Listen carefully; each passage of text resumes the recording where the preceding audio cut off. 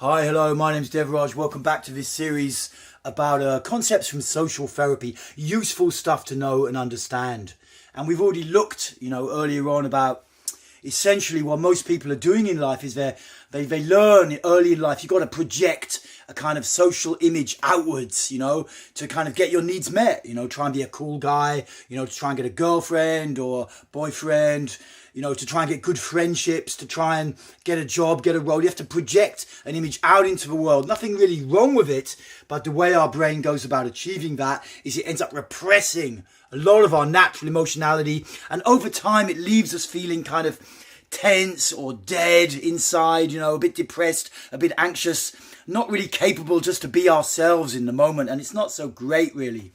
So this goes on for most people in their lives, and it gets worse over time. And what we mostly learn is unhealthy ways to kind of release the tension or distract ourselves and avoid ourselves from keep ourselves away from all the emotions that we're repressing inside. And slowly our body gets more and more rigid. We'll look at some of the ways we do it, but essentially what we're doing is we're creating a lot of backdoors in our life. We're creating a lot of ways out of really facing ourselves and what's going on inside of us. Hopefully you can relate to that. Many years ago on British TV, I don't watch telly anymore, so I don't know if it's still on. There was a program called Big Brother. It's probably a version of it in most countries these days, or there was. And it's like a load of people are put into this, what's called in therapy, a limit situation. You're in a small house, rammed up against each other, and feelings start to rise. People start to freak out. And inevitably, when you watch these kind of programs, I find, I'm putting myself in there. What would it be like if that happened to me? If I was put in there, what would happen to me if I had to suddenly, face all my social anxiety, all the things I do to avoid myself? What would happen to me? And in many ways, that's a healthy thought.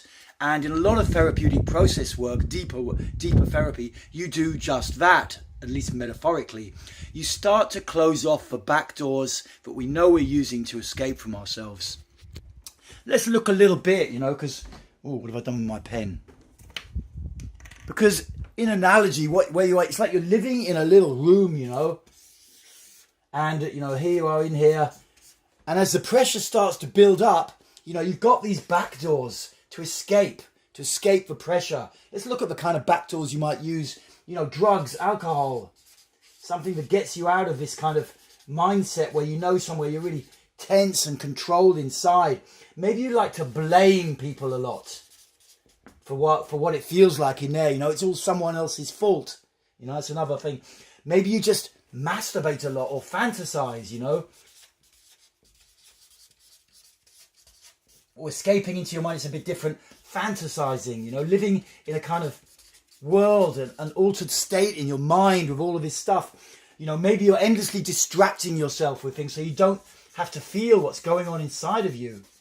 Distraction. Maybe you like to, rationalize everything, and come to see, oh, this is just how life is, I don't really have any choice. So all of these techniques that I'm writing down here essentially are back doors. They're ways out. And one basic principle in therapy is you start to close the back doors. Maybe you stop masturbating, for example, and you actually move your body a lot more. Another thing might be that you progressively give up smoking cigarettes or other drugs or alcohol. You take a pledge. I'm going to stop blaming anybody for anything. Another popular one, gossiping. Whoa, it's falling over. Here in the community I live in, a load of people, actually mostly women, decided they were going to give up gossiping for a month. It's pretty cool, give up gossiping about everything. Feelings rise up, and you have to face them and deal with them and be real. So this basic principle is you start to, you identify the back doors you have. Probably got some of the stuff I've written down here on this list. And little by little, you start to close them off and you see how it feels. You put a little bit of extra time maybe into doing some bioenergetics, or if you're able to, some emotional expression, some meditation and stuff like that. And little by little, you can pull yourself up, because somewhere or certainly do what I'm pointing out to you, most of these behaviors essentially taking you away from what's going on inside of yourself. Something important to mention if you're getting turned on to this idea is it's like to take it in moderation to start with, you know. In the same way that if you're on some real heavy drugs, sedatives, heroin, whatever, crack, usually you want to come off those. They let you smoke cigarettes, they let you have the odd beer or something like that, because coming all the way down real fast is impractical for most people. We're flesh and blood. We're not computers, we're flesh and blood, and it takes time to wean ourselves off all our kind of avoidant backdoor behaviors. So don't try and go over the top and try and cut out everything.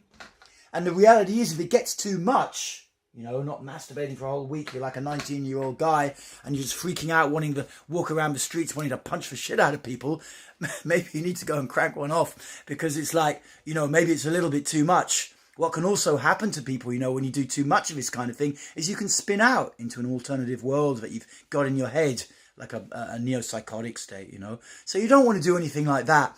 So you don't want to do it too extreme. But over time, you start to take out some of these behaviors. You start to take them out. You start to close the back doors. Basically, you close the back door and you start to face the feelings inside. You develop awareness. You start to understand what's going on inside of you. There may be a lot of anger. There may be a lot of emotional pain and vulnerability. Likely there's both, So those feelings start to come to the surface, and then you can learn healthy ways to deal with them. Okay, so I hope this talk has been useful. Feel free to drop a comment or anything like that below. Let me know a little bit from your experience. Go for it. Start to close some of those back doors. If you know what I'm talking about here and you recognize it, then have a go. Try closing off one of the back doors and see what happens for you. See what happens. Okay, my name's Devraj. It's time to say over and out. Don't forget, I run a load of workshops around the place. And, feel free to come along, book something, or get in touch with me and we'll have a chat. Okay, cool. Speak to you later.